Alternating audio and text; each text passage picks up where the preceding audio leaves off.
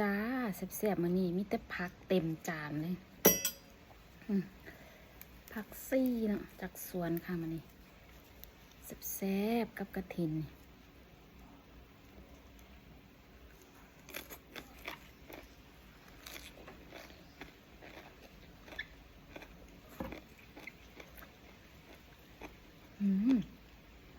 ส้มตำอร่อยมาก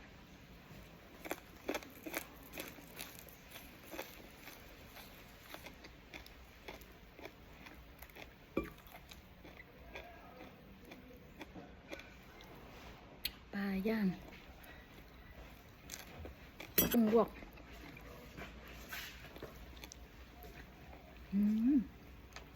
แซ่บ